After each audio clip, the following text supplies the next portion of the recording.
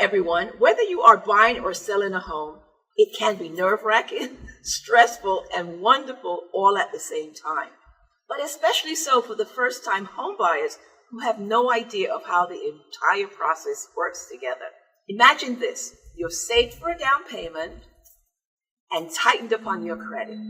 You are meeting with your banker, or better still, your friendly realtor, who is going to give you the whole lowdown patiently and in a manner that you can understand.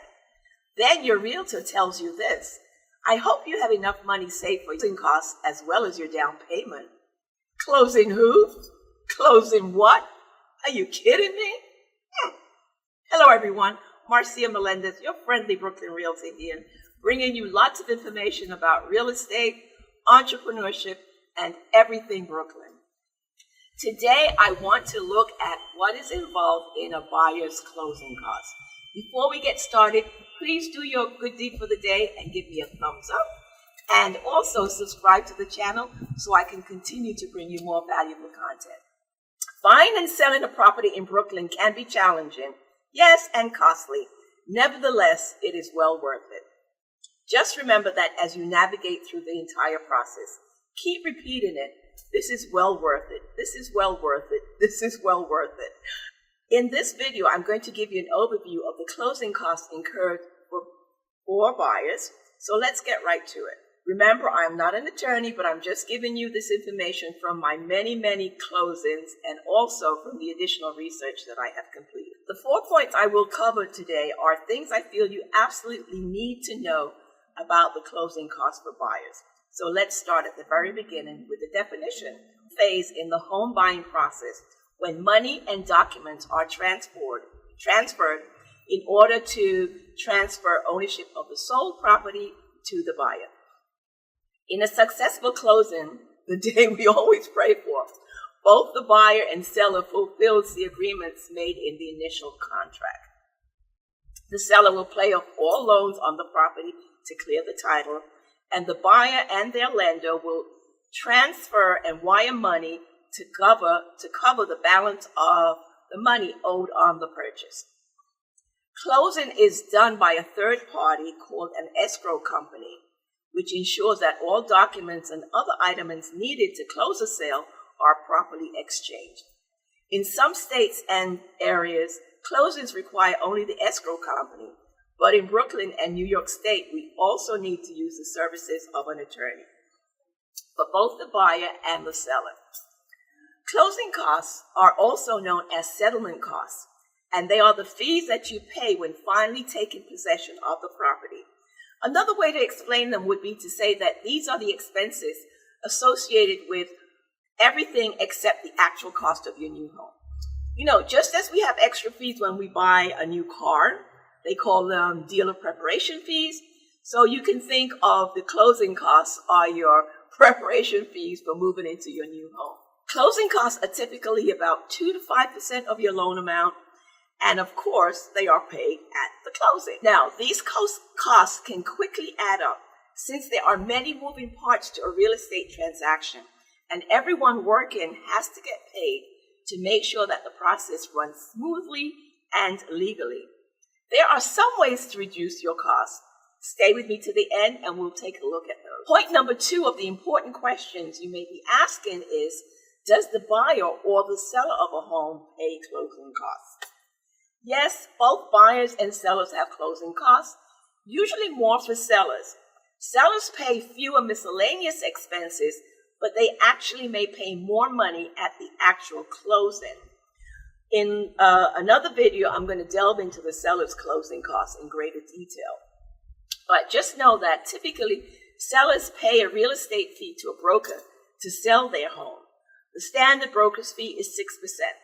This ends up being split between them and the broker who brings the buyer for their property.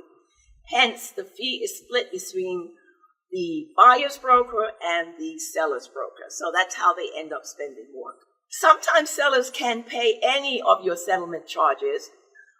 For sellers offering to do so, it opens up the opportunity that more buyers will actually want to look at their property. But remember, as with everything in real estate, who pays what and what amount is negotiable.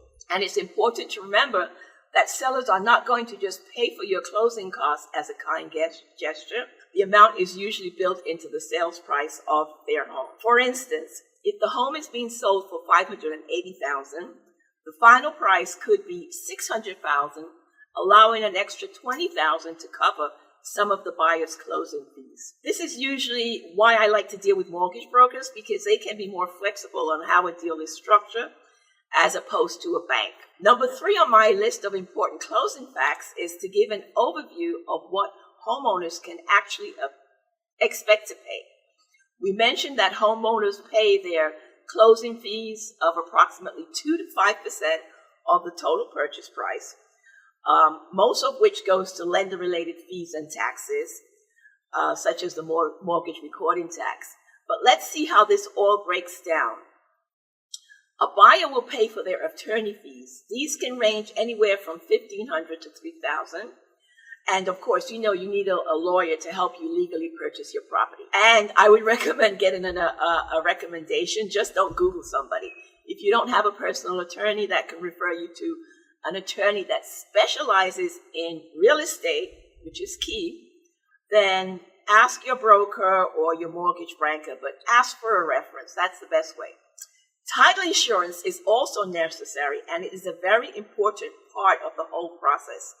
It ensures that there are no other family members or people in general claiming to have ownership on the property beside the sellers who actually signed the contract of sale. It is ordered by your attorney at the beginning of an escrow period to make sure that the sellers own the property free and clear of any outstanding balances, except their mortgage if they have one. It is a vitally important document in all transfers of real property. Title insurance is going to run you about 0.5% of your total mortgage amount. Now, the mortgage bank costs are another big chunk of your closing costs. Yes, they are giving you the mortgage to purchase your home, and yes, there are fees associated with it. There might be a charge for points, which is basically the fee for giving you the mortgage.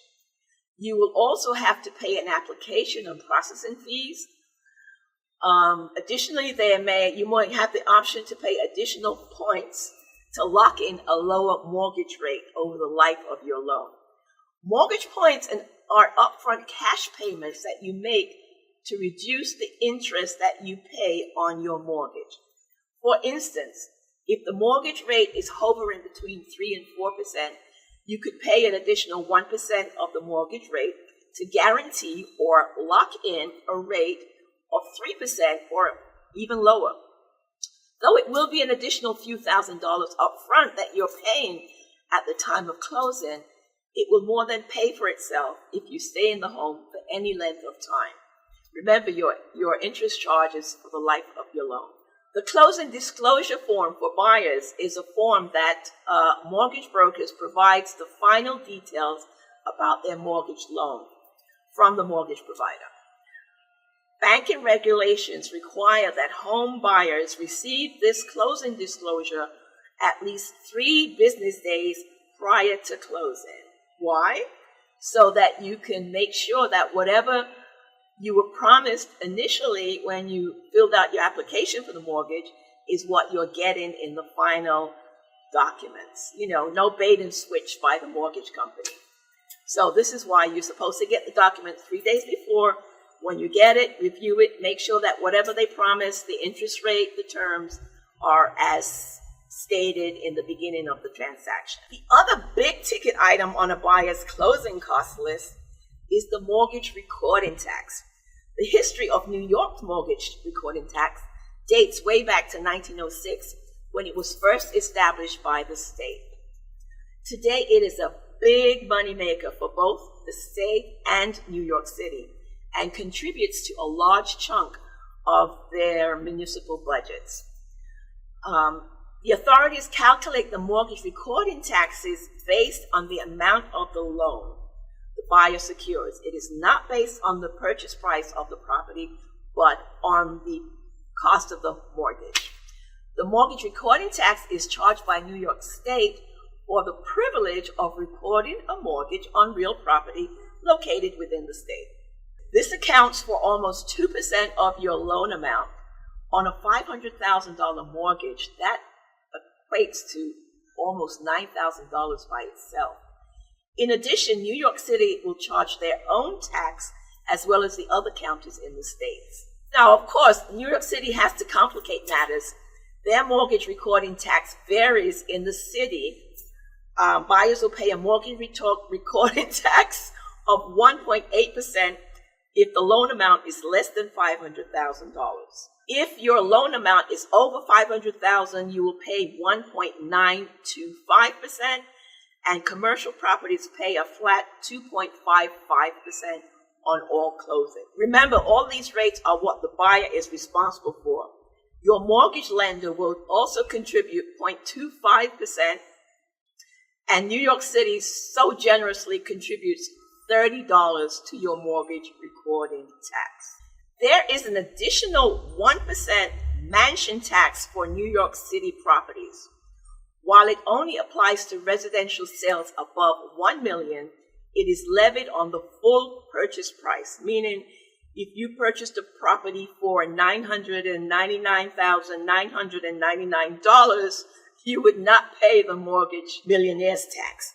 But if that property was valued at $1 million, then you're going to pay 1%, which works out to be $10,000. So hence you have the millionaire's mortgage tax, which a lot of buyers try to stay under $1 million so they don't have to pay that. To see an idea of how this all plays out, look at the following slide where I give an example of the New York mortgage recording taxes on a property that sells for $800,000. There are other miscellaneous fees such as your bank appraisal and home inspection costs and home insurance. Use an online calculator to get a better estimate of what all your total closing costs will be. The final point on my list of important things to know about closing costs for buyers is the most important, and this is how you can eliminate or at least reduce some of your costs. One way is to attend a free first-time home buying session to learn all the ins and outs of purchasing a home in the city.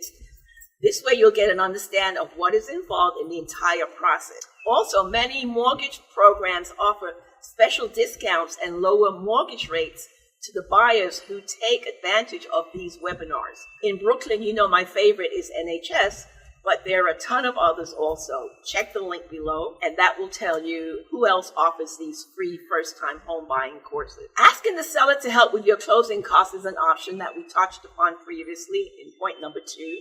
You could apply for an FHA loan. The Federal Housing Administration, FHA, backs mortgages for qualified low to moderate income home buyers. FH loans have lower down payment requirements and lower closing costs.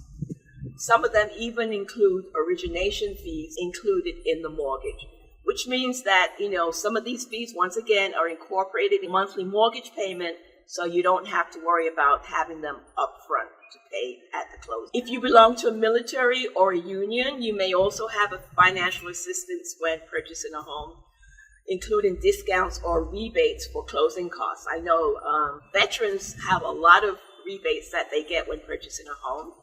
I don't understand why more veterans don't take advantage of it, but nevertheless. Also, the unions, depending on what credit union you belong to. Right here in New York City, MCU offers a lot of services for first-time home buyers.